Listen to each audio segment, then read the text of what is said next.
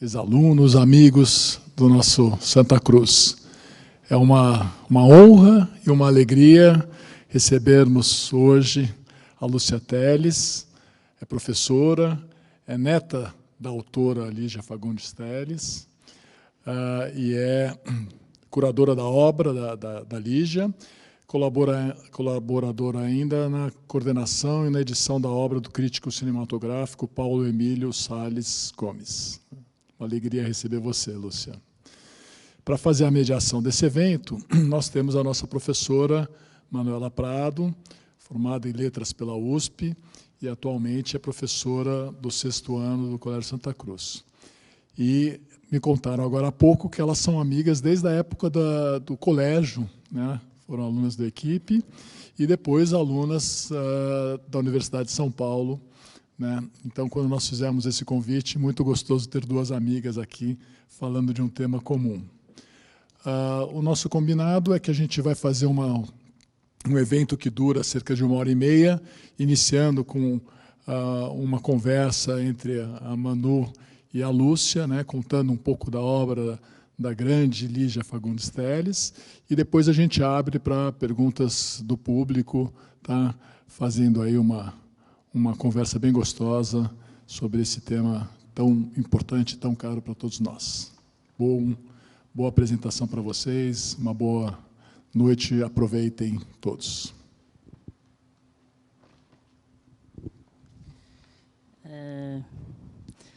Bom, para mim é especial estar aqui, por conta disso que o Fábio mencionou. Eu e a Lúcia já compartilhamos muitas experiências. E essa noite também é uma noite especial, porque é uma noite de celebração da obra de uma autora muito importante. Eu imagino que a gente tem aqui, e as pessoas que vão ver o vídeo depois, leitores da Lígia, e talvez pessoas que ainda não conhecem tão bem a obra. E o nosso desejo é que, ao final desse encontro, todos vocês tenham vontade de voltar nas estantes de vocês, de ir na livraria, de ir na biblioteca e escolher um livro da Lígia para ler ou reler. É uma obra impressionante e muito vasta. É incrível a quantidade de livros publicados, de contos produzidos, e como eles conseguem sempre surpreender de novo a gente. A gente pensou um formato de entrevista, assim. Então, eu vou fazendo algumas perguntas para a Lúcia, e a Lúcia vai comentando. E a gente, como é uma celebração à figura da Lígia, a gente escolheu alguns vídeos dela falando, lendo os textos. Para abrir a nossa conversa, escolhi um documentário muito especial, chamado Narrarte. Ele foi produzido em 1990. O diretor é o Gofredo da Silva Teles Neto, tem uma codireção da Paloma Rocha, e o Gofredo da Silva Teles é o pai da Lúcia. Então, a gente já começa com uma delicadeza, que é o olhar do pai para a obra da mãe, para a gente poder depois... do filho para a obra da mãe, muito bem colocado, e para depois a gente pensar no olhar da neta para a obra da avó. Então, é isso.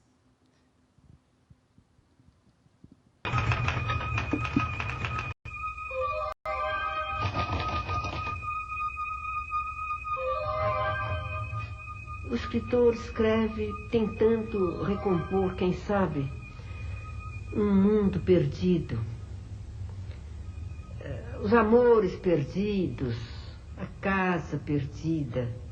Ele tenta recuperar, quem sabe, enquanto escreve, a família despedaçada. Tenta recompor, quem sabe ainda, o próprio eu despedaçado. Ele tenta se buscar nas personagens e se buscar em si mesmo. Ele tenta recuperar o paraíso perdido. Nesse paraíso perdido está a infância.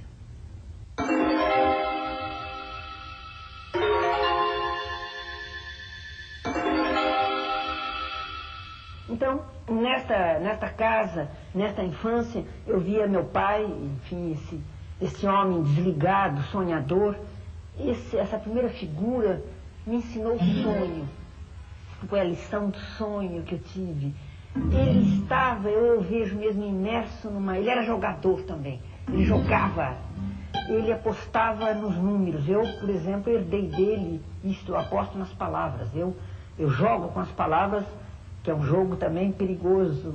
Vale o risco, eu sempre acho que vale o risco. Ele jogava nos números. Então ele dizia, hoje nós perdemos. Ele dizia nós, me incluía. Eu ia com ele, ficava vendo ele jogar e ele me incluía. Hoje nós perdemos, ele dizia, mas amanhã a gente ganha. E vinha aquela pá gelada, uma pazinha de marfim e recolhia as fichas. E ele punha montes de fichas. Eu achava lindo aquele gesto. Ele disse, está vendo aquele morro do ouro? Chamava-se Morro do Ouro, porque o morro tinha muito ouro. Você está vendo aquele Morro do Ouro? Eu sou dono de um pedaço grande daquele morro. Eu me senti riquíssima. E eu olhei, era um fim de tarde, o sol batia no morro. Meu pai com um charuto, palheta. E de repente eu vi um morro todo dourado, né? Um morro resplandecente naquele fim de tarde. É uma contadora de histórias incrível, né? E a gente começa a ficar completamente tomada, ela ocupa o espaço inteiro, né? E então a minha primeira pergunta é sobre isso, como as histórias faziam parte das relações de afeto entre vocês. E queria também que você comentasse qual é o trabalho da curadora da obra, como é que você começou a cuidar desse legado.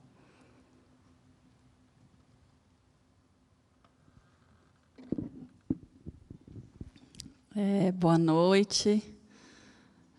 Super feliz estar aqui hoje, nessa escola. Acho que ela gostava muito de falar nas escolas, era onde ela mais ficava feliz, quando ela ia para as escolas falar. E eu pude assistir várias vezes ela nas escolas, é onde ela ficava muito à vontade, muito feliz. Ela não foi professora, mas ela deveria ter sido, porque ela adorava a escola, e as escolas também recebiam. Ela tinha muitos convites sempre, e ela se sentia muito feliz nas escolas. Então, é bem bom poder e continuar esse trabalho dentro das escolas, assim. Bom, eu trabalho com ela já há muitos anos. Eu comecei, era bem jovem, ela foi bem esperta, porque ela me chamou, a gente tinha uma relação de familiar. A avó, eu frequentei a casa dela sempre, a vida inteira, mas não tinha... E ela acompanhava o trabalho dela, sempre pude vê-la trabalhando, mas não tinha uma relação profissional. E daí eu fiz letras, estava na faculdade, e ela começou a me chamar para ir à casa dela para ajudá-la na arrumação das coisas. Foi um momento em que ela estava reorganizando o acervo, e eu ia para ajudá-la com as pastas, com as fotos. Me lembro que as primeiras pastas que a gente trabalhou juntas eram as pastas de fotografia. Então, começamos assim, lá, 2003, 2004. Em 2005, ela ganhou o Prêmio Camões, que foi um marco também, um momento muito importante da obra. E aí eu fui com ela a Portugal. Foi a primeira...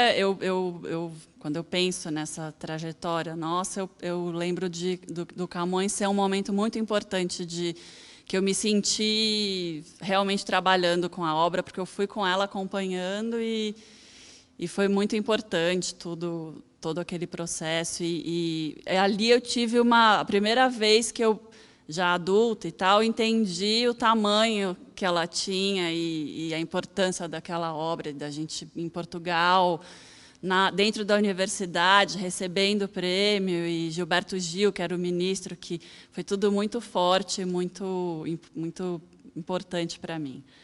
A partir dali, trabalhamos juntas o tempo inteiro. No ano seguinte, foi o ano da morte do meu pai, que foi também um momento muito difícil, e a gente se uniu mais ainda, daí por todos os motivos, né? Enfim, ele era filho único dela, e então eu entrei daí com muita força, não só na obra, mas na vida dela, para ajudá-la ali com tudo que estava acontecendo. Foi muito dura a morte, ele morreu muito jovem, né? E a gente, então, trabalhando juntas. E uma das coisas que eu acho que eu tenho falado muito, e que esse é um momento que marca isso, da trajetória dela, de como o trabalho era importante na vida dela, e de como esse momento foi um momento que tirou, ela entrou num começo de uma depressão, de uma situação muito complicada, a morte do filho jovem, e ela foi escrever. Foi o primeiro livro que eu vi ela produzindo, que é o Conspiração de Nuvens, que é um livro que sai logo depois, alguns meses depois da morte dele, ela sentou e começou a escrever. E aí eu pude acompanhar, foi a primeira vez que eu acompanhei, que eu estive junto na produção de um livro inteiro, assim, que eu acho que foi importantíssimo por todos esses motivos, para ela ficar melhor, para ela se salvar daquela situação muito difícil, né, de um filho indo embora, e eu pude acompanhar esse processo, e foi muito importante. Ali a gente começou um trabalho, porque ela nunca usou o computador, né, ela escreveu sempre, tinha as máquinas, e a mão mesmo, ela tinha muitas folhas sulfites em que ela ia escrevendo. E nesse momento a gente trouxe o computador para a casa dela, então eu digitava os textos todos. Então ela escrevia, eu ia para o computador, e daí a gente começou a trabalhar dessa forma, que também foi muito importante, acho que para ela também. Ela descobriu uma nova. Ela nunca foi para o computador, ela nunca fez esse trabalho, mas tinha uma outra forma de produção que era também, que acho que foi importante para ela. A coisa dos e-mails, porque aí, junto disso tudo, tinha todo o trabalho que também começa nesse momento, que é um trabalho que eu faço até hoje, com muito... A gente estava conversando, contando para a Manu, ela tem é incrível como ela recebe e-mails, cartas, pedidos, textos originais. As pessoas mandam diversos originais para que ela, durante a vida, para que ela lesse. Ela leu até um tempo algumas coisas, depois não leu mais, mas, enfim, como tem essa... E isso começou também com o e-mail, com o computador instaurado na vida, ficou mais fácil. Então, ficou um trabalho que a gente também pôde fazer, que eu comecei a fazer com ela, eu que faço toda essa parte, então também, que é uma parte... As pessoas acho que não sei o quanto sabem, o trabalho de um escritor não é só sentar e escrever os seus livros, né? Existe um trabalho enorme, que é também esse trabalho com o leitor, com o que a obra produz fora, né? Com o que as pessoas também mandam no retorno disso tudo, do que a obra produz no mundo. Então, aí passamos para a Companhia das Letras, que foi o segundo momento muito importante em que a gente trabalhou com todos os livros. Em 2008, ela muda para a Companhia das Letras, que é onde a obra se fixou e aonde está, e a gente daí reedita todos os livros pela Companhia das Letras. Esse foi um momento também que eu tive perto o tempo inteiro, em cada livro, em cada conto, em cada romance, em cada livro de memórias. Como disse a Manu, ela tem uma produção vasta, não só nos contos, mas foi uma romancista também, e tem vários livros que a gente brinca na editora, é um gênero híbrido. Ele não chega a ser uma crônica, mas são esses livros esses textos que ela fez muito e muito bem também, que são textos de memória, de viagens. Então trabalhamos com todos os livros, um por um, para poder fazer a passagem para a companhia, para reeditá-los por lá. Esse foi um momento também muito importante em que eu conheci a obra inteira, porque a gente sentava e fazia texto por texto, e aquele trabalho dela, ela não passava uma coisa, ela queria ler tudo e poder, de novo, pensar como ficaria aquilo. Os editores, tem uma grande editora que fez esse trabalho também maravilhoso. Então, um pouco o trabalho do curador é esse, estar escolhendo o que fica, o que não fica, o que a gente vai seguir, como fazer essas reimpressões e essas reedições, e o trabalho do editor, que é também uma pessoa fundamental dentro da editora, que vai acompanhando essas leituras também. Então, o que acontece, por exemplo, com a obra dela, que foi uma escritora que, anos, por diversas editoras diferentes, é que os livros acabam passando por revisões. Então, quando a gente vai fazer esse trabalho de reedição, ela precisa olhar se está tudo, porque os revisores mudam os textos, às vezes. Então, existe todo esse trabalho, a gente pôde fazer isso junto, e que, para mim, foi muito importante, porque aí eu conheci a obra inteira e pude vê-la trabalhando. Assim, então, o trabalho que o conto dá, que o romance dá, depois de anos, sentar de novo, olhar para aquilo, pensar se essa... E também não dá para... Ela tinha uma coisa de, às vezes, querendo... Então, vamos mudar? Vamos... Não, também não podemos. A gente tinha uma pessoa que trabalhava com ela bastante nesse momento. Ele sempre falava, não podemos mudar tanto assim, porque tinha essa coisa... O trabalho do escritor também a gente, às vezes, tem um pouco a impressão de que ele senta e aquilo tudo... É um trabalho muito dia a dia com a palavra. Será que é isso? Será que não é? A pontuação, como fazer, como ajustar aquilo tudo. Então, fizemos, durante 3 anos, todo esse trabalho na Companhia das Letras. Então, acho que... E depois, agora, o último... Aí ela continuou escrevendo livros, tem O Coração Ardente, que é um livro que a gente fez uma reunião, tinham contos que estavam fora da obra, que não tinham sido publicados em nenhum dos livros. Então, a gente achou que era importante, ela também, a gente reuniu esses contos, que eram contos muito importantes, como As Cerejas, por exemplo, que é um conto super importante, que não estava em nenhum dos livros grandes. Então, a gente reuniu todos esses contos e fez um outro livro com alguns contos inéditos que estavam escritos, mas que não tinham sido publicados em livro. Então, esse foi o último livro que ela produziu.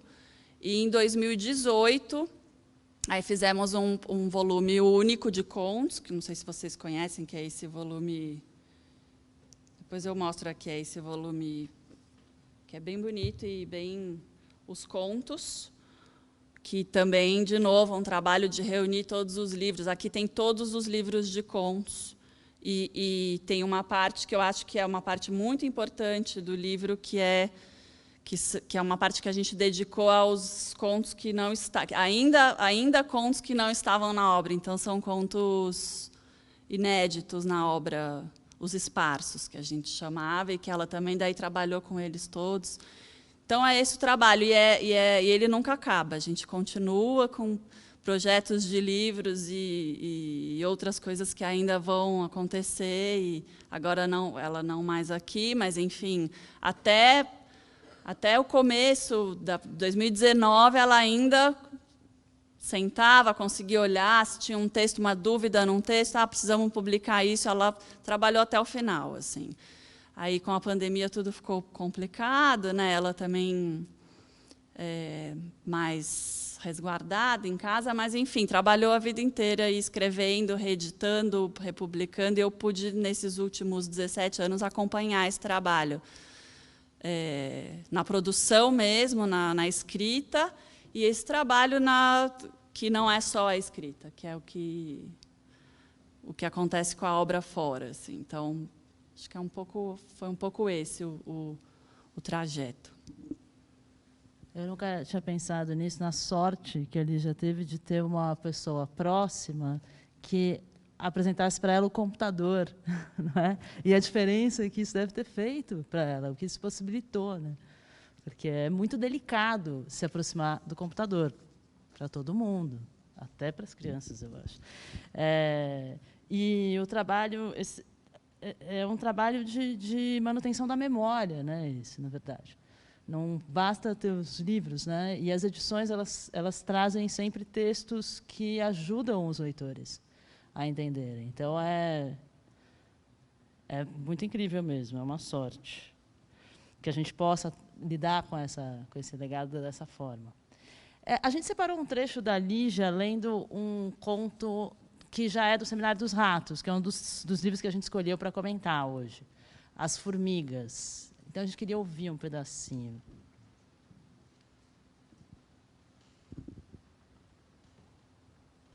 As Formigas. Quando minha prima e eu descemos do táxi, já era quase noite.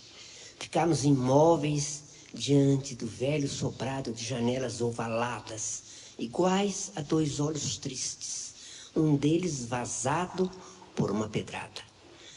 Descansei a mala no chão e apertei o braço da prima. É sinistro. Ela me impeliu na direção da porta, mas tínhamos outra escolha. Nenhuma pensão nas redondezas oferecia um preço melhor a duas pobres estudantes, com liberdade de usar o fogareiro no quarto. A dona nos avisara por telefone que podíamos fazer refeições ligeiras, com a condição de não provocar incêndio. Subimos a escada velhíssima, cheirando a creolina. Pelo menos não vi sinal de barata, disse minha prima. A dona era uma velha balofa, de peruca mais negra do que a asa da graúna. Vestia um desbotado pijama de seda japonesa e tinha as unhas aduncas recobertas por uma crosta de esmalte vermelho escuro, descascado nas pontas encardidas. Acendeu um charutinho. É você que estuda medicina? Perguntou soprando a fumaça na minha direção. Estudo direito. Medicina é ela.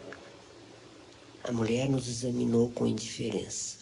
Devia estar pensando em outra coisa quando soltou uma baforada tão densa que precisei desviar a cara. A saleta era escura, atulhada de móveis velhos, desparelhados. No sofá de palhinha furada no assento, duas almofadas que pareciam ter sido feitas com os restos de um antigo vestido, os bordados salpicados de vidrilho.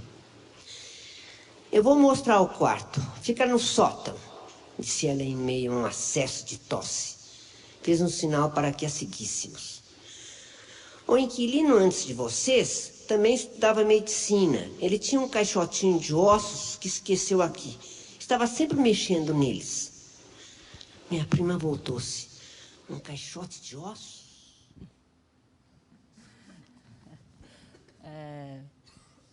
Queria que você comentasse essa presença do mistério nos textos da Lígia, porque é uma constante.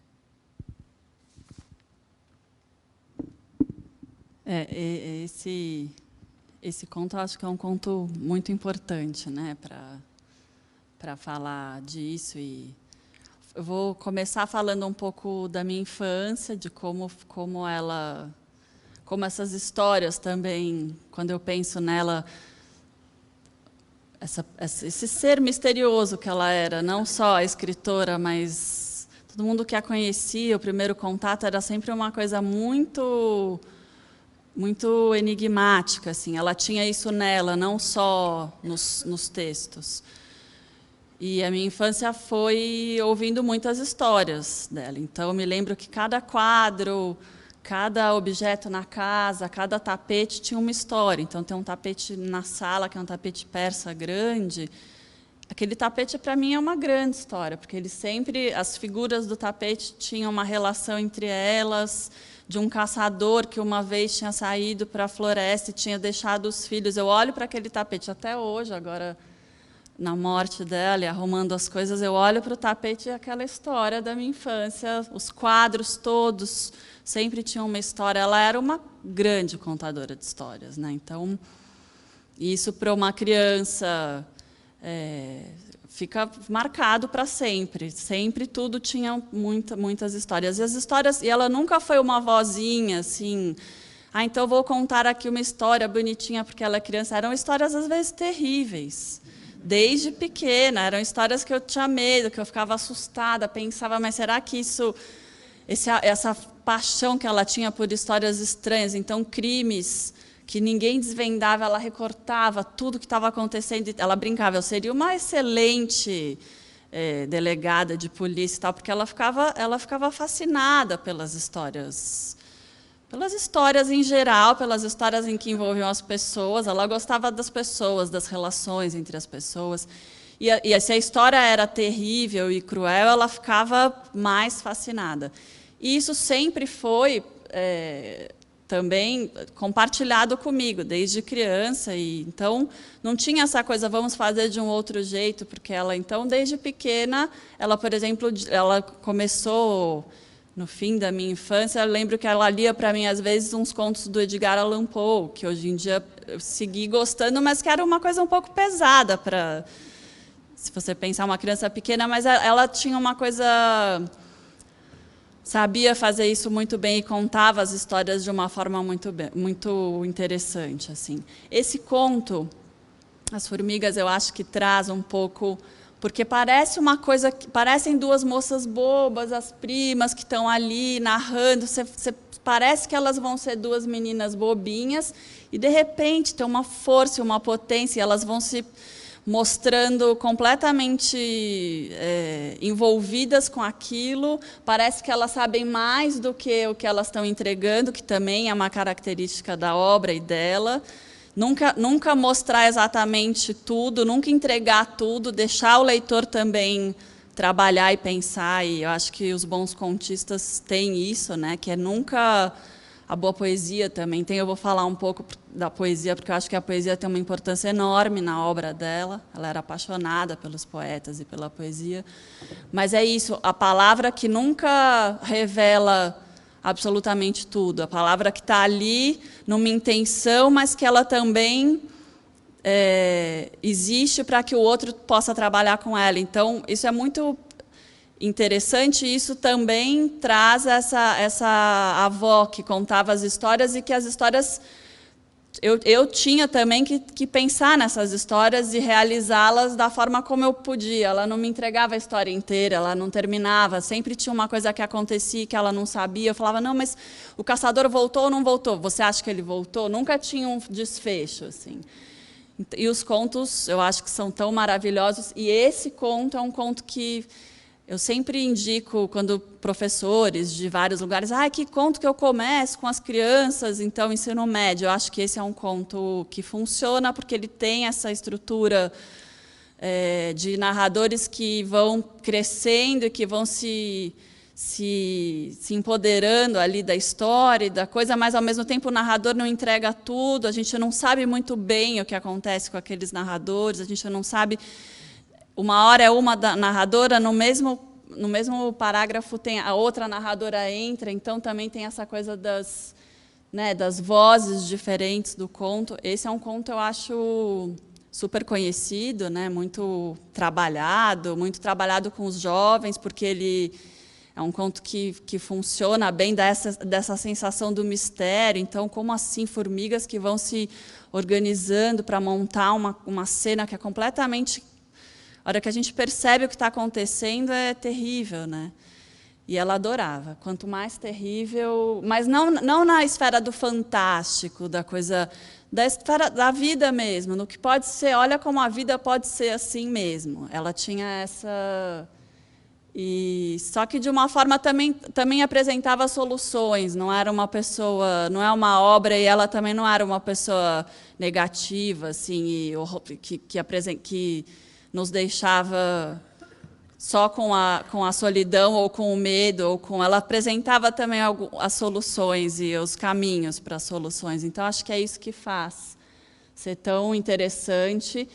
E as minhas lembranças todas, me formou, eu acho, isso também, esse jeito dela de contar as histórias e das coisas, sempre terem histórias. Eu tenho 2 filhas pequenas, também conto muitas histórias para elas, então a gente aprende a gostar das histórias, das pessoas, e às vezes são histórias... A vida é difícil, né? E é bom que a gente possa contar essas histórias desde sempre e tal. Então, as minhas primeiras memórias na casa dela, com os gatos, tinham 2 gatos na minha infância, que eram gatos também muito misteriosos. O porque eles eram ali, eles estavam sempre ali, mas eles não deixavam a gente chegar muito perto.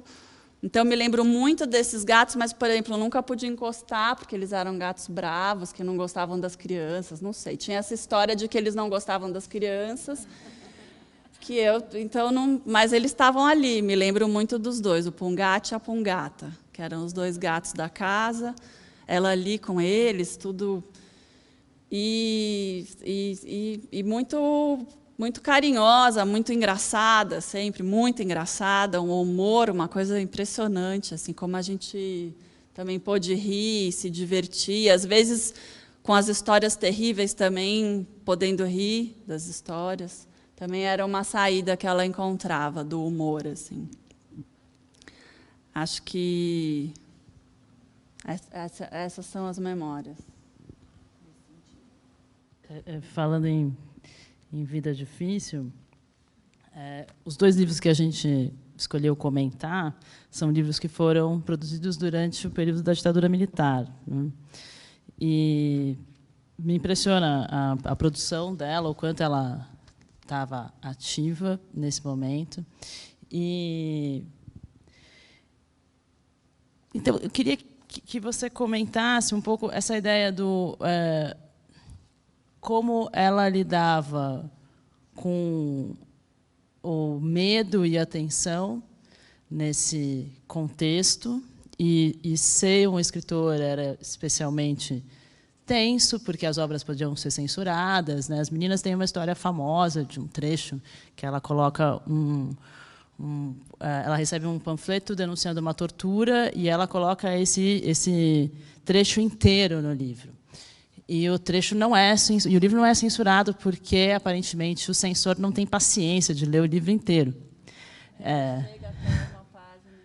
Ele chega até o comecinho e as questões das meninas ele não aguenta muito.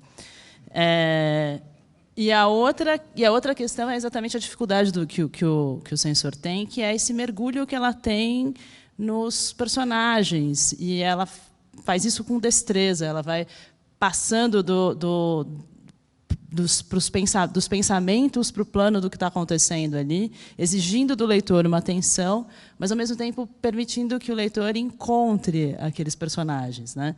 E o Seminário dos Ratos é um livro de contos que tem muitos personagens diferentes, a maior parte deles narrando em primeira pessoa. Você tem homens, você tem mulheres, você tem...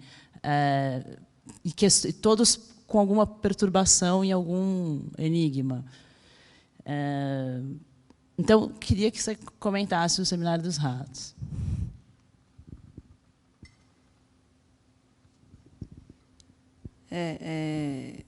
Então, essa escolha é uma escolha, acho que, bem interessante, bonita, por esses 2 livros. Então, escolhemos a Manu e escolhemos um romance e um livro de contos. Eu acho que são os 2 livros mais políticos, em que a questão política está muito latente e forte.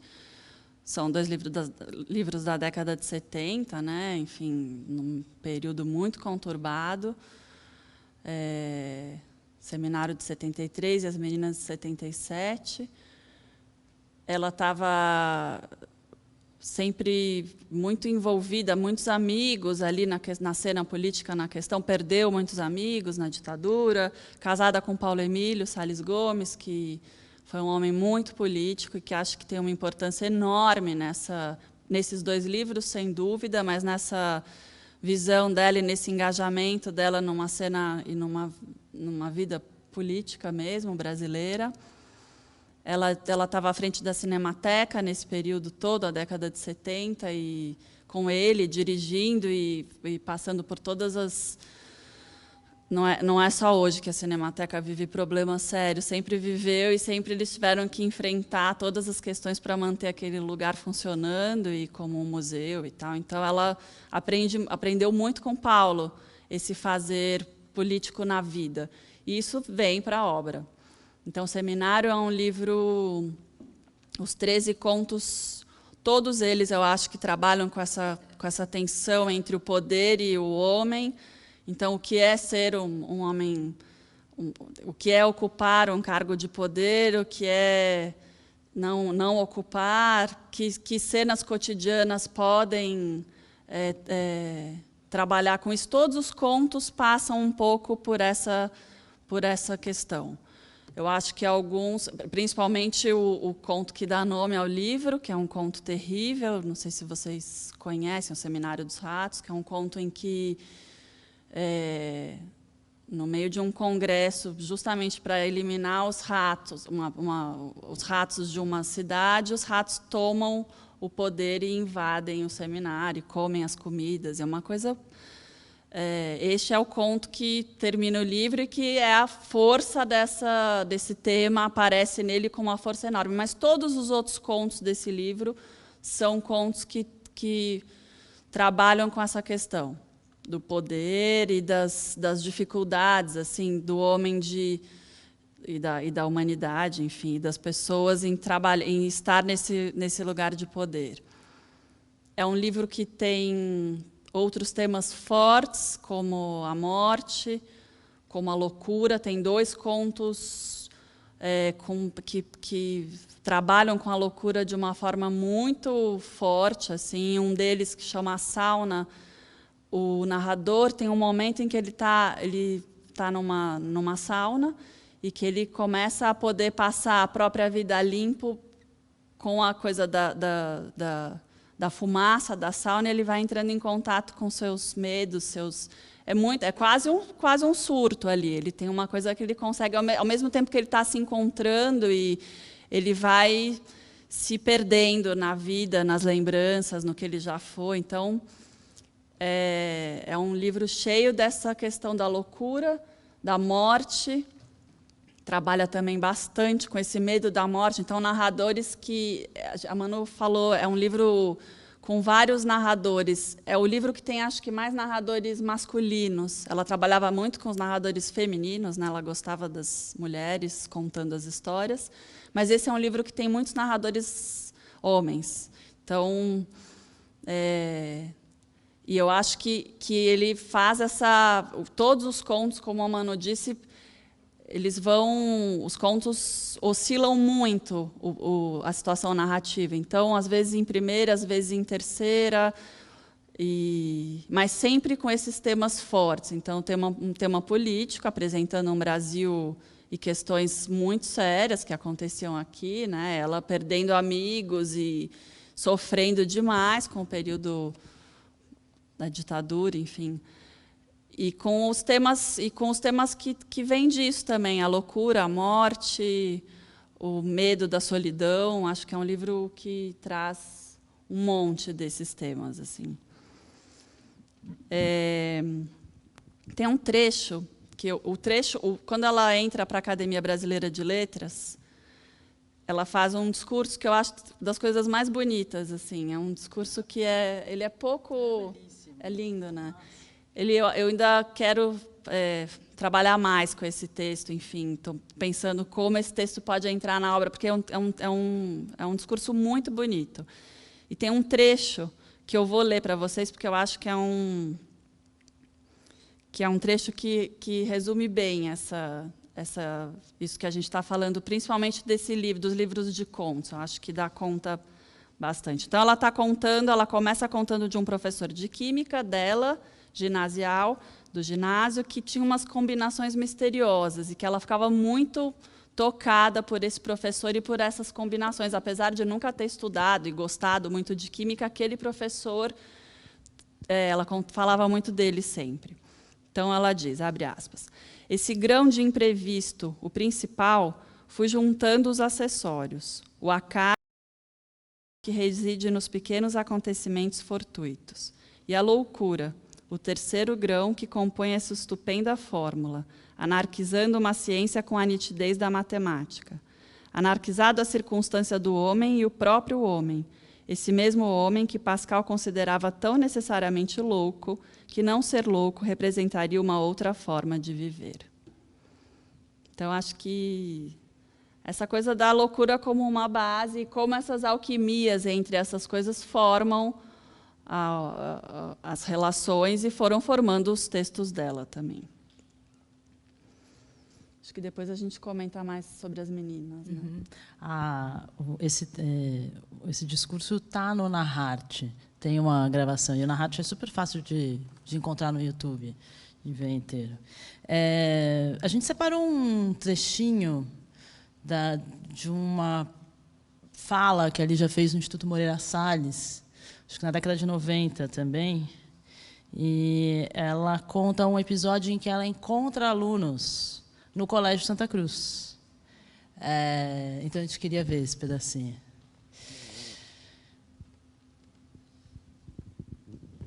Padre Charbonneau, um padre encantador, que eu gostava dele, era um padre extraordinário e que traduziu para o francês, ele era canadense, francês, traduziu para o francês o meu livro Sinanda de Pedra. Padre Charbonneau, do Colégio Santa Cruz. Ele me chamou lá e eu fui lá falar. Então, ele disse, os alunos meus escolheram para você falar sobre Natal na Barca. O que é Natal na Barca? Então, eu já estou aqui antes do Baile Verde. Natal na Barca. O que é Natal na Barca? Natal na Barca é o seguinte, eu entro, a primeira pessoa. Sou. Na hora eu sou eu mesma. Eu entro numa barca, na noite de Natal, é noite escura, poucos passageiros numa barcaça, uma mulher com um chale cobrindo a cabeça, dando como uma figura antiga, com uma criança no colo, e eu mesma. E o tal do cara conduzindo aquela barcaça no meio do rio. Noite escura, água negra, céu negro e a barcaça. Eu não quis falar com ninguém. Primeira pessoa, né? Eu não digo, então eu começo também dizendo o seguinte, que eu não quis falar com ninguém, porque eu estava solitária, não quero nem devo, começo assim, não quero nem devo lembrar aqui, porque me encontrava naquela barca. Só sei que em redor tudo era silêncio e treva, e eu me sentia bem naquela solidão. Na embarcação desconfortável, tosca, apenas 4 passageiros. Uma lanterna nos iluminava com sua luz vacilante. Um velho, o tal do velho bêbado, uma mulher com uma criança no colo, a criança embrulhada em panos, e eu. Eu pensei em falar com a mulher quando eu entrei na barca, mas já devíamos estar no fim da viagem e até aquele instante não me ocorrera dizer qualquer palavra. Nem combinava mesmo com uma barca tão despojada, tão sem artifícios, a ociosidade de um diálogo. Estávamos sós. E o melhor ainda era não fazer nada, não dizer nada, apenas olhar o sulco negro que a embarcação ia fazendo no rio. Solidão total. Mas daí a pouco, essas coisas misteriosas, daí a pouco, fumando, cai a caixa de fósforos e eu abaixo para pegar na embarcação e a água do rio, há uma borrifa no meu rosto e eu disse, meu Deus, que água gelada! E a mulher disse, mas de manhã cedo esta água é quente. Eu disse, o quê? A mulher com a criança. De cedo ela é quente e verde. Essa água, eu disse, cedo. Eu conheço esse rio, ela disse. Eu lavo muito a minha roupa aqui e a água é tão verde cedo que quando eu lavo uma peça de roupa branca, eu fico com medo da roupa sair esverdeada. Aí eu não queria conversar com ninguém, eu queria ficar sozinha. Aí um dos meninos disse, é a senhora que está falando? Eu disse, nessa hora sou eu, a personagem. Não sou mais eu, não é mais a escritora. Eu entrei na pele da personagem. E eu não queria saber de nada. Mas por que a senhora, então um menino me disse, por que a senhora não queria conversar com ninguém? Eu disse, eu não sei, eu não queria ninguém, eu queria ficar sozinha ali. E daí a pouco a mulher disse, aí eu achei que devia travar um pequeno diálogo com essa mulher. Eu disse, a senhora mora por aqui? Eu disse, eu moro por aqui sim, ela disse. Eu sou professora e eu estou levando meu filho no médico. Eu disse, seu filhinho esse aí a senhora A senhora só tem esse? Eu tinha um outro, ela disse. O outro morreu. O outro gostava de fazer mágicas. E aí a mulher foi falando. A mulher com a criança. Ele fazia mágicas, mania de 4 aninhos. Fazia mágicas, mania de mágica. Um dia ele disse, eu vou voar. Subiu no muro e disse, eu vou voar. Se atirou do muro para voar, mas ele caiu de tal modo, o muro não era alto, mas caiu de tal jeito que ele morreu na queda. A senhora não ficou comovida? As perguntas eram assim, os moleques de 14, 15 anos. Aí eu disse, fiquei, mas eu não queria, eu já disse que eu não queria laços humanos. Eu estava na solidão, era noite de Natal, e eu não queria nada. E a mulher me trazendo, e ela disse ainda mais coisas, ainda mais tragédias. E meu marido me abandonou. Eu disse, oh meu Deus, eu ainda pensei, oh Cristo. Abandonou, dona? Abandonou. Aí eu disse, oh meu pai. Eu disse, eu não queria laço nenhum nesta noite. A mulher me vem, conta a história do filho morto. Do marido que foi embora com a antiga namorada. O que está faltando? Aí eu disse pro o velho bêbado no banco, eu disse pro cara que estava conduzindo a barca, demora muito para chegarmos? Ela disse, eu conheço, não, justamente eu vou levar meu filho no médico, esse aqui. E ele disse, seu filhote. Ela disse, é. Aí ela, antes que eu percebesse qualquer coisa e tal, ela levantou o chale e me mostrou a criança. E eu olhei, eu fiquei estarrecida. A criança estava morta. A criança estava morta. Eu cobri depressa, puxei, eu mesma puxei novamente. Eu disse, a criança morreu e a mulher não viu. A minha vontade é me atirar no rio, fugir. Eu não quero mais essa história. Uma segunda história para mim é demais. Eu quero fugir antes que ela descubra. E eu disse, então, minha senhora, boa noite, Feliz Natal.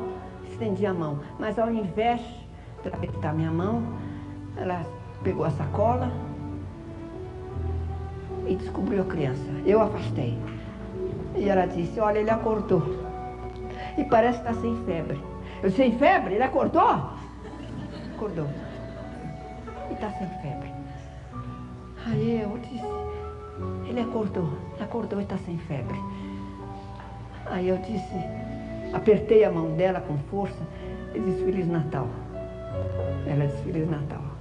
Quando eu terminei esse negócio, o menino levantou. A senhora acha que foi milagre? Eu disse, o que você acha? Não foi milagre, não.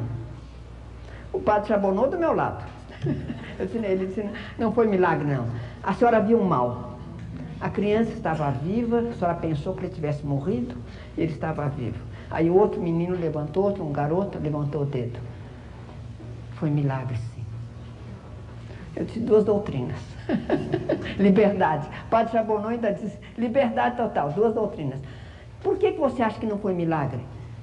Porque a senhora viu mal. E o outro disse, não, a senhora viu bem. Ele foi um milagre, milagre de Natal. Aí eu disse, padre Chabonou, o senhor fala. Aí o padre Chabonou falou com alunos dele, né? E eu fui-me embora. Eu nunca mais esqueci disso, da liberdade total que o padre Chabonou dava para os seus jovens, né? Eu conversei comigo mesmo outro dia e disse, bom, então está certo. O que é preciso é isto, é não entrar pela porta da loucura, nem pela porta da fantasia, da insensatez, do cinismo, da hipocrisia, mas entrar justamente pela porta da lucidez. E através da lucidez, essa personagem... e um dos meninos perguntou, mas a senhora estava foi a senhora mesmo que estava no Rio? Eu disse, não, era a minha personagem. Mas a senhora entrou bem dentro dela, né? Eu disse, entrei. É esse o papel do escritor. Entrei dentro dela. Então, voltando. Então, seria a vontade do escritor de penetrar na sua personagem, dar liberdade para a sua personagem, inclusive de acreditar que a água do rio, conforme disse aquela mulher que saiu com a criança, cedo era quente e verde, quando naquela noite era gelado e fria. Essa liberdade é preciso nós darmos às personagens, acreditarmos nela com força.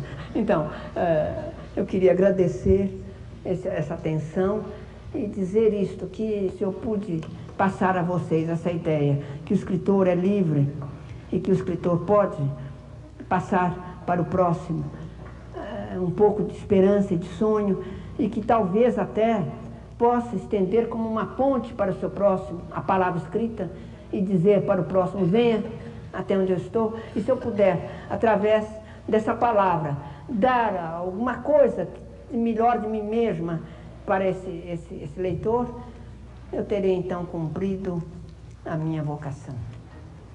Isso.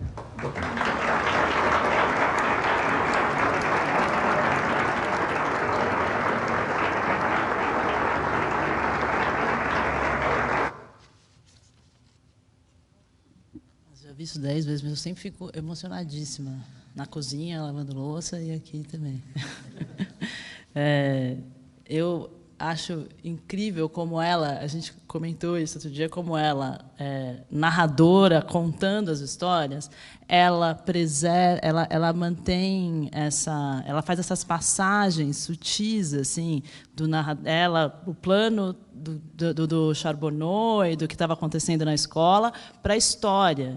E ela não deixa explícitas as marcas da ficção e da realidade. Ela sempre, em todas as falas dela, não desconstrói essa marca. As pessoas perguntam, mas e como nasceu o conto tal? Ela volta e conta, e aí, quando ela conta a história, todo mundo fica fascinado, né? Porque é um princípio mesmo, é um princípio da obra. E a outra coisa que eu acho incrível nessa cena é essa intersecção entre o trabalho do professor e a relação com a obra dela, porque quando acaba o conto, os alunos exigem dela um lugar de autoridade. E você acha o quê? Que como você fecha o sentido desse texto? E ela diz, vocês o que acham? Ela devolve, ela não ocupa esse lugar. E aí mas ela oferece para o professor e padre, mas ele também não o ocupa. Eles concordam nessa possibilidade dos alunos terem essa ideia, essa possibilidade de construir os sentidos, e é um trabalho que eles vão ter que fazer, né? É muito legal. Eu acho que esse trecho é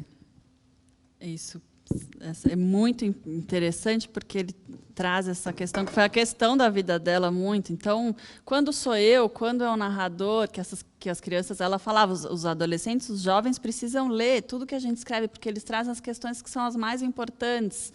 Genuinamente, quando é o narrador, era você que estava ali.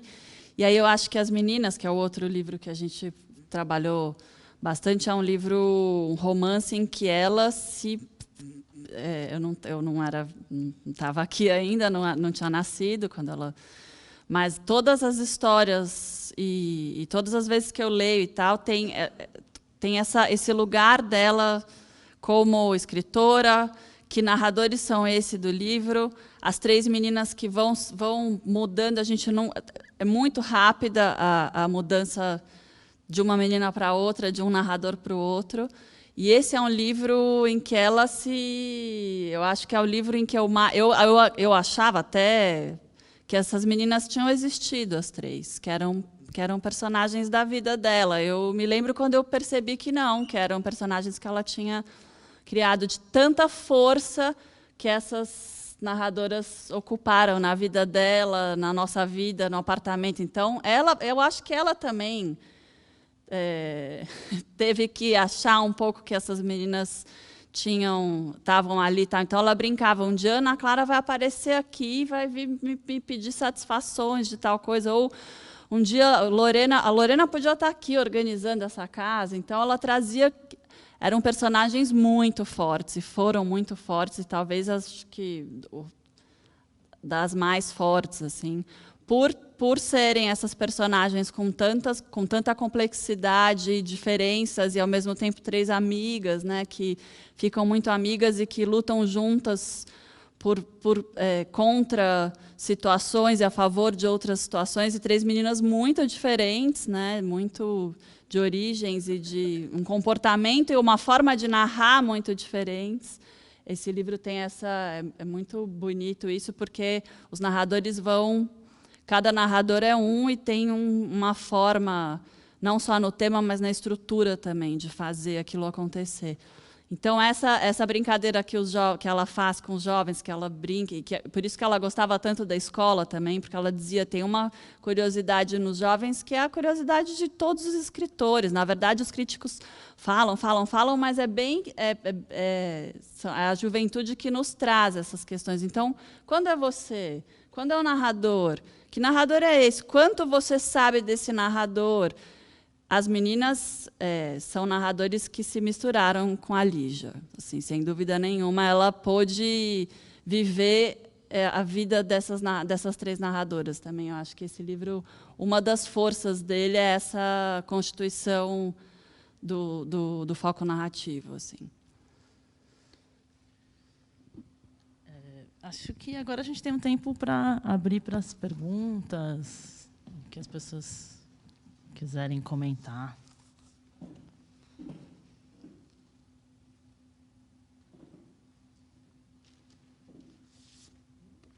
É assim mesmo, sempre tem um tempo de silêncio e aí depois alguém toma coragem.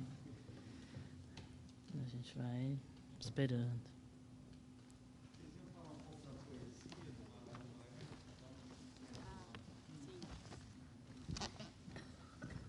Eu falei que eu ia falar e acabei. Eu tenho falado isso e a gente conversou muito sobre isso nos últimos anos, porque a partir de um certo momento da vida dela, ela começou só a querer ler os poetas queridos e ela era uma grande leitora de poesia. Ela adorava a poesia, ela sabia poemas inteiros. De cor, ela foi amiga de muitos poetas, muito amiga do Carlos Drummond de Andrade, e conviveu entre os poetas muito. Eu tenho achado, e ela também, eu comecei a falar isso muito para ela, e ela começou a achar também, isso que a gente estava dizendo, da palavra que revela, mas que não revela, dessa construção em que não entrega tudo, que tem muito a ver. Eu acho que tem essa força na obra dela, tem muito a ver com essa amante da poesia que faz essa brincadeira e esse jogo com as palavras. Ela, em muitos momentos de muita alegria ou de momentos difíceis da vida, recorria à poesia e ficava meses lendo só poesia. Alguns poetas, os românticos, queridíssimos, então amava Álvares de Azevedo, amava Castro Alves, amava o período romântico brasileiro, Drummond, Bandeira, Baudelaire. Então, tinham alguns poetas que são os poetas, livros que ela tem na biblioteca dela, livros completamente usados, riscados, dobrados, que ela andava, viajava, levava o livro. Ela era uma grande leitora de poesia. Cecília Meirelles, a Hilda, toda a produção da Hilda na poesia, ela era super apaixonada também pela... Ela dizia que a Hilda, que o que ela mais gostava era a poesia da Hilda. E Cecília, acho que muito também. A Cecília foi uma grande formadora dela, desse gosto pela poesia.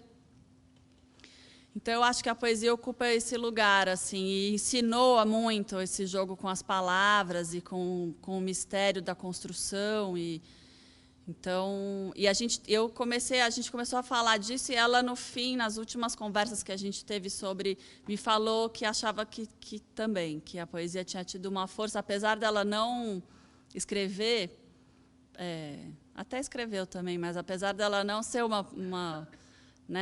enfim, a produção não ter sido a poesia, ela era uma pessoa completamente ligada à poesia, assim, na sua forma mais... E eu acho que isso explica um monte de coisas na obra também, assim.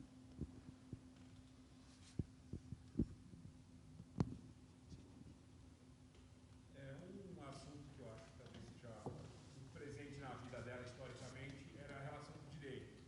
O pai dela, promotor de justiça, ela uma mulher fazendo faculdade de direito no espaço, porque o machismo ainda preponderava bastante.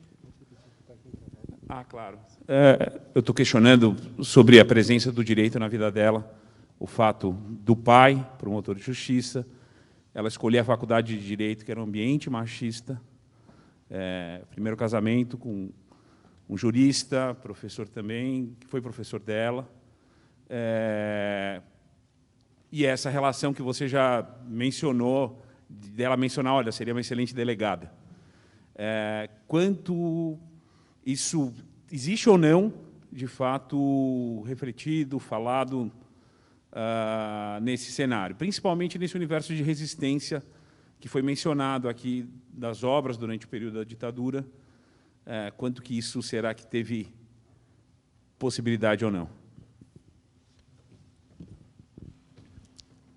Ela tem uma formação, né, muito, como você mesmo disse, o pai, depois a primeira faculdade, o primeiro casamento, né, meu avô era um jurista, foi um homem muito ali do meio jurídico, e ela conviveu demais, e depois foi procuradora, enfim, trabalhou a vida inteira também com isso, ela teve um cargo, né, de procuradora do Estado, enfim.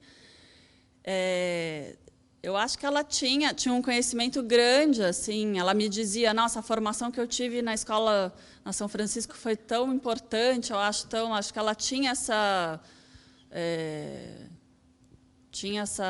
esse reconhecimento e gostava desse universo, mas ela acabou indo fazendo a trilha um pouco, depois se casou com Paulo Emílio, que era um homem que não era do meio jurídico. Acabou fazendo um caminho um pouco que não era exatamente esse, mas ela tinha uma adoração e acho que muito por essa formação que ela teve na São Francisco e os amigos que ela fez ali, quando ela entrou na faculdade, eram 6, como você disse, uma faculdade até hoje, né, ainda acho que com questões bem machistas, e eu vejo que tem uma força lá dentro para que isso mude, mas quando ela entrou eram 6 mulheres para muitos homens, e ela sempre repete uma coisa que tinha as pessoas, mas você veio, porque ela era, além de tudo, uma mulher muito bonita, né, uma jovem muito bonita, mas você veio aqui para quê? Para casar? Ela disse também, e acabou se casando com o professor, que era meu avô, né, que era professor já na faculdade. Então eu acho que ela com certeza, quando ela entrou e viu que era ela, e no fim do curso ficaram 3 mulheres, porque as mulheres também era difícil, né, aguentar um lugar desse com essa carga toda.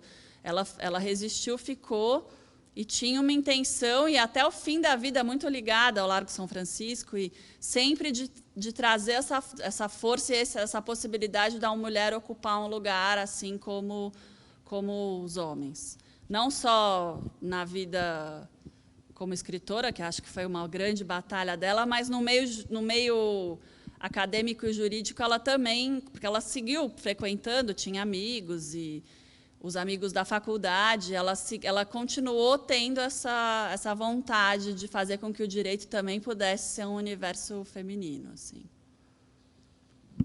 E nas meninas, as 3 personagens são jovens universitários, né? São mulheres jovens universitárias. Acho que não é uma escolha aleatória, né? Era uma... A mulher na universidade, sim. E ela também falava das netas, sempre mencionando. Veja só, hoje, a minha neta, formada em letras, professora, a outra jornalista, né? Sempre com essa... Era uma questão, um ponto. Outras perguntas?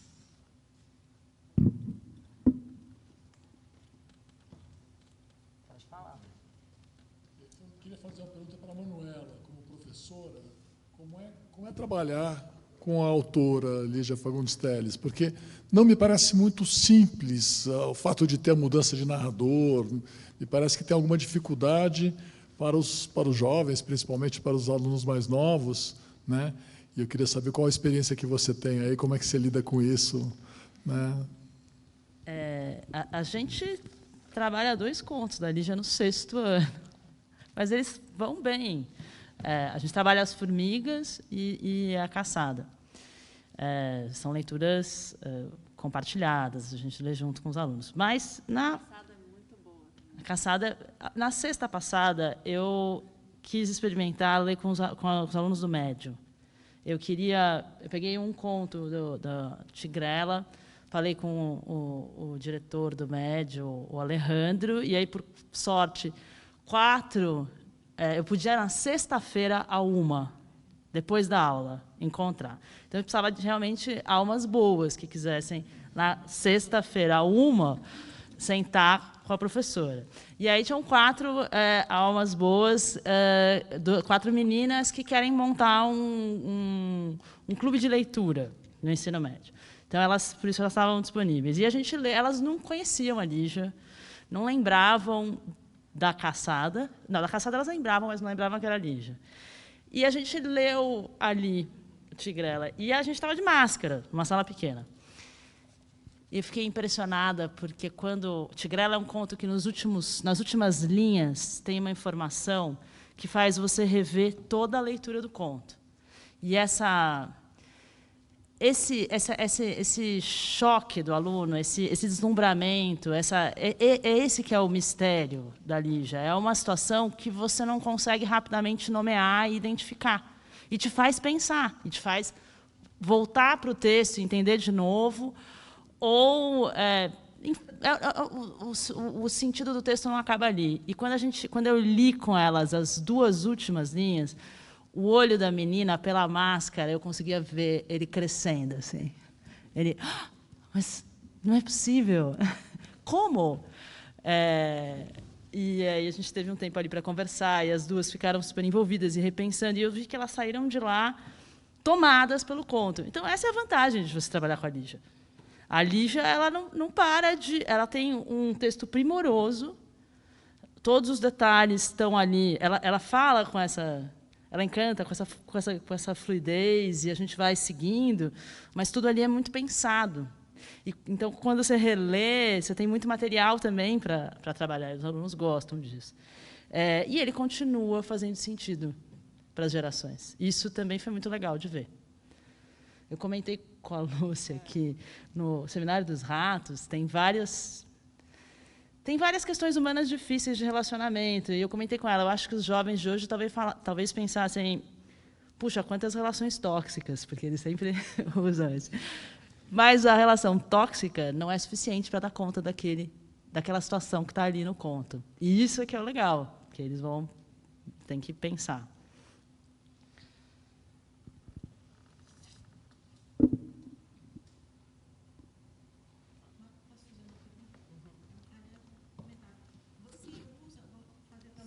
Você usa o vídeo, esse vídeo que você mostrou, eu não tinha visto ainda.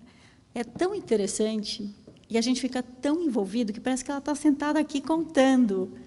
Então, acho que esse é um recurso tão incrível que, se você conseguir mostrar uma vez ela contando a história, eu tenho certeza que, no momento que eles forem ler, eles vão saber que é essa pessoa que está contando essa história.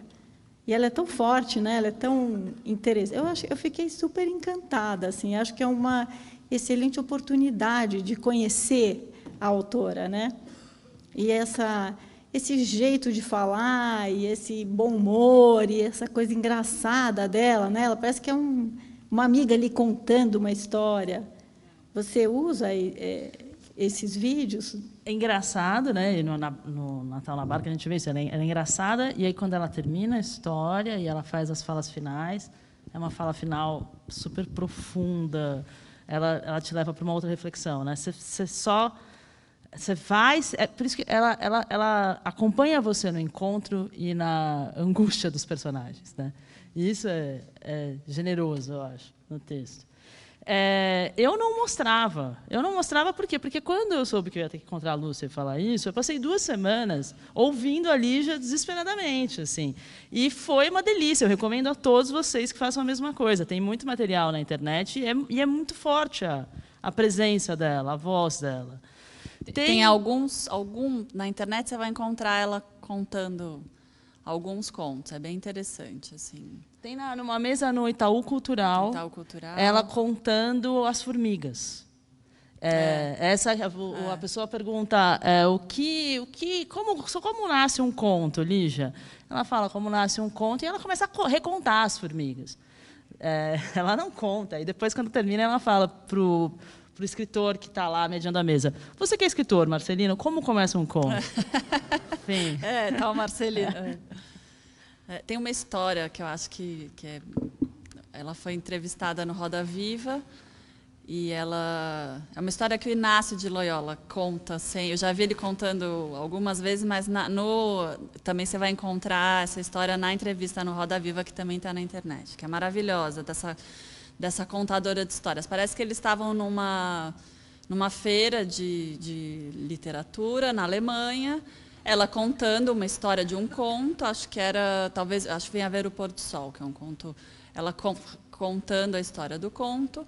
De repente, cai a tradutora, não estava mais funcionando. Então, os alemães não conseguiam mais...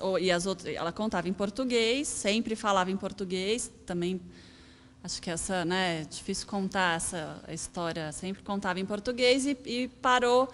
A tradução simultânea teve um problema, acabou, não tinha mais. Ela falou, bom, então eu vou um pouco mais, e aí eu paro. E aí eles estavam tão fascinados com ela, que os alemães quiseram... Continua que a gente está entendendo a história. E ela foi até o final, o Inácio conta isso, é brilhante. Ela foi até o final, no final eles levantaram, bateram... E aí o Inácio disse que depois conversava com eles e que eles tinham... Assim, algo do conto tinha ficado para todos eles. Então, ela sabia muito contar histórias, independente do que... Do que fosse, do tema, ela tinha esse poder, essa coisa impressionante, assim, né? Domínio.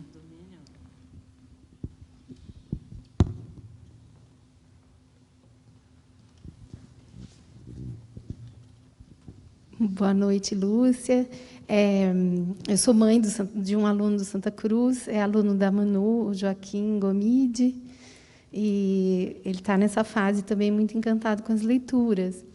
E eu tenho uma relação muito particular com o Natal na Barca, porque ela está na Barca de Lucena, que é da região... Eu sou do Nordeste da Paraíba, que Lucena é um município. E, para mim, foi uma viagem linda conhecer a sua avó, primeiro pela sua descrição, e essa impressão de que, no vídeo, ela é exatamente como você contou. Então, você também é uma boa contadora de histórias, porque eu já tinha visualizado a sua avó e destaquei da ideia da escritora. E hoje nós somos muito curiosos e fofoqueiros, e a gente tem Instagram, e a amizade da sua avó com a Hilda, ela bomba nas redes, assim. E o que uma pessoa tão solar como a sua avó, aparentemente, ela deve ter sido gregária, muitos amigos, uma vida longeva, né? O que Hilda e Lígia tinham em comum? Boa sua pergunta. Porque a Hilda me assusta. Assim,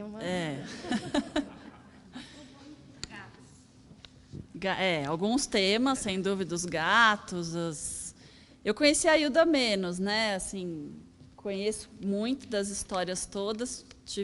Me lembro de algumas passagens, mas assim conheci pessoalmente menos.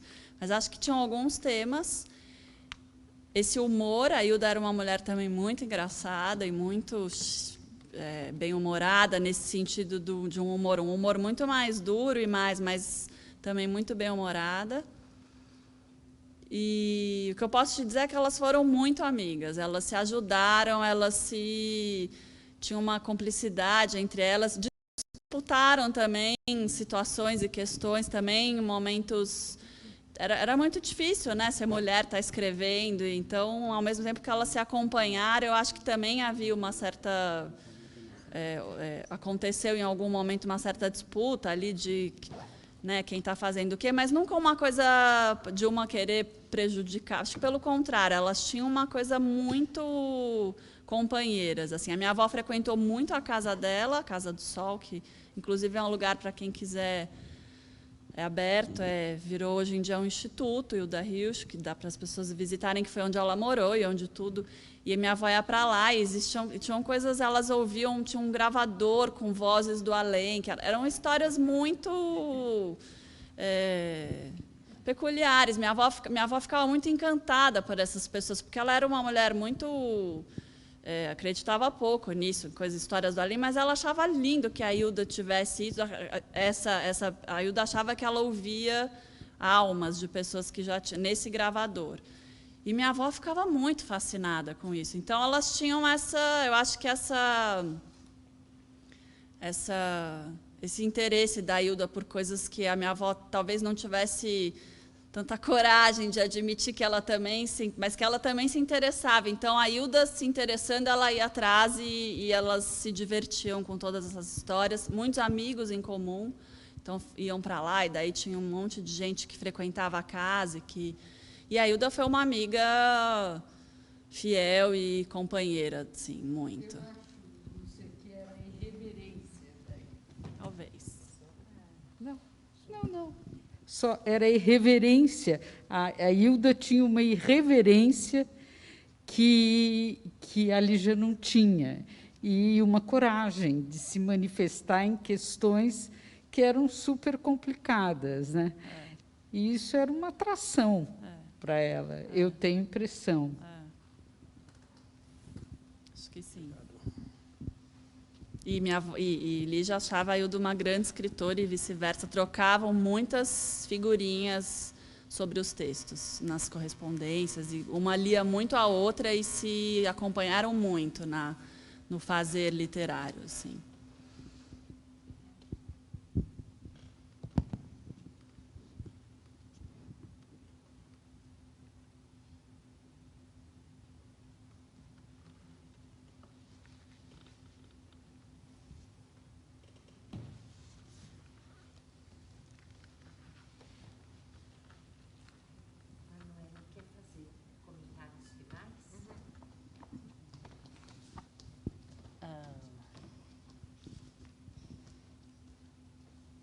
Parece que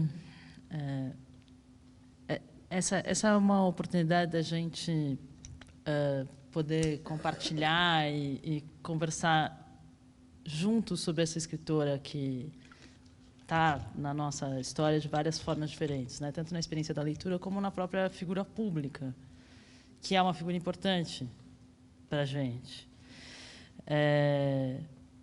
E que bom, que felicidade que é saber que essa obra está sendo cuidada com tanta delicadeza e que ela ainda vai ter a possibilidade de continuar chegando em vários lugares e sem ficar esquecida, porque tem um trabalho aí de memória, né, que é feito.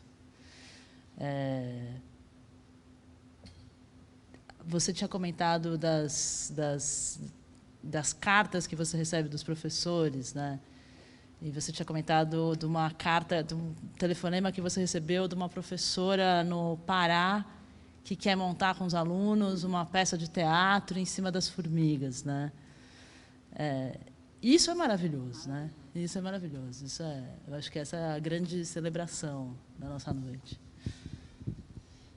Eu acho que essa era a grande alegria dela. Ela ficava feliz quando tinha uma escola que os alunos querem fazer uma coisa. Ela ia a essas coisas até depois muito mais velhinha, assim, não, mas ela ia. Então, fulano montou adaptou numa escola na periferia. Se ela podia, ela ia, e ela ficava muito feliz com que a obra produzia nesse sentido, não só com a venda de livro, mas com os professores podendo trabalhar nas escolas, com essa coisa que ela conta dos jovens. Era disso que ela gostava, assim. Então, ela sempre dizia, e eu acho que isso é um cuidado que a gente tem e que eu quero, enquanto eu estiver aqui cuidando e fazendo, eu vou preservar, que é essa coisa da obra viva, porque ela tinha amigos e escritores que, por questões de herança da obra e da forma como a obra foi conduzida, as pessoas então não estão mais na escola, os livros não são mais editados, o escritor vai um pouco desaparecendo, porque precisa desse trabalho, né, nas escolas, nas editoras, E ela acompanhou isso e ela ficava desesperada com isso. Ela tinha essa... Porque é uma questão complicada, né? Já é muito difícil fazer com que tudo aconteça. Então, a maior alegria era essa. Assim. Então, pessoas que vão montar uma peça... Por mais que ela não gostasse, às vezes, da adaptação, aquilo era muito importante. Ou essa relação, assim... que ela sempre dizia, eu estendo uma ponte para o leitor vir e eu posso tirá-lo da loucura, tirá-lo da depressão, porque para ela também a ponte vai e volta, ela também se beneficiava dessa relação e dessa... que eu acho que é aí que tem também uma força enorme, que é o trabalho que a gente faz e continuará fazendo da obra viva, da obra na escola, da obra circulando, da obra... É assim que os livros... seguem, e é assim que a gente quer que eles sigam, né?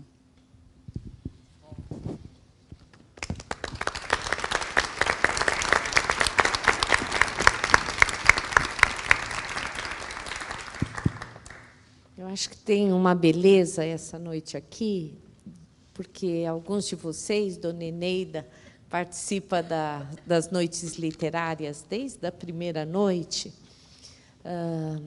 e deve ter acompanhado como nasce a ideia de uma noite como essa. Então, a gente está conversando, um professor oferece a possibilidade da gente conhecer melhor um livro, um autor, e isso tem acontecido desde o começo, porque esta tem sido uma das maneiras da gente aproximar a biblioteca da comunidade da escola. E essa noite nasceu de um desejo do Fábio.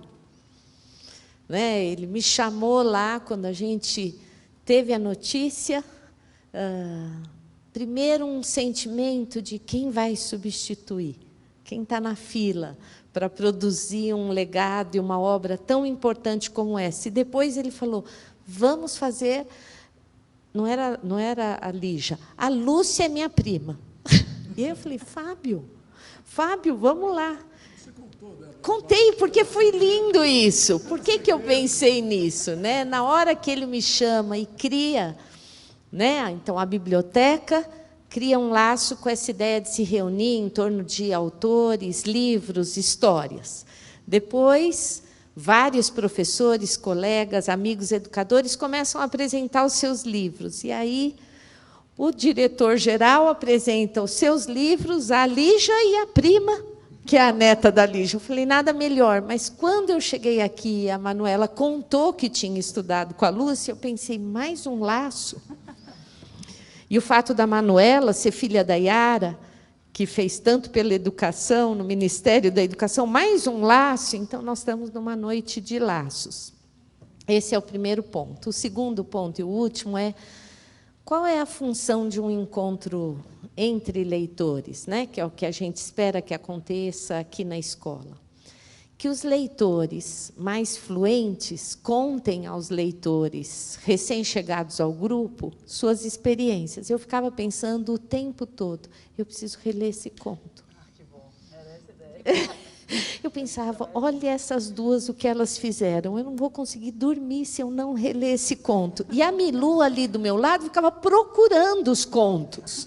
E eu falava, e a Milu procurando, eu tenho certeza que ela está guardando na nuvem todos esses contos, porque ela deve estar se sentindo como eu.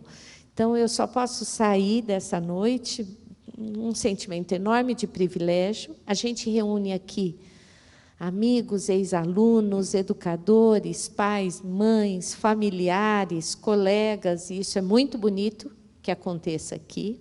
A gente guarda, mais uma vez, lá no nosso YouTube, eu estou virando uma garota propaganda do YouTube, porque eu acho que é um bom lugar para entrar, quando a gente quer aprender algo e quer conhecer algo do que uma escola discute nos dias de hoje. Quer saber o que o Santa Cruz discute nos dias de hoje? Porque aí eu queria terminar com um terceiro laço. Que bonito o laço que vocês fizeram com o Padre Charbonneau, com a Lígia e com a escola. Que bonito, que encontro isso, que honra que é a minha de poder participar disso, de uma escola que tem um padre, que conhece uma escritora, que admira o padre. e que gosta de alunos. Então, muito obrigada, viu? Muito obrigada pela sua avó, por esse legado, por você.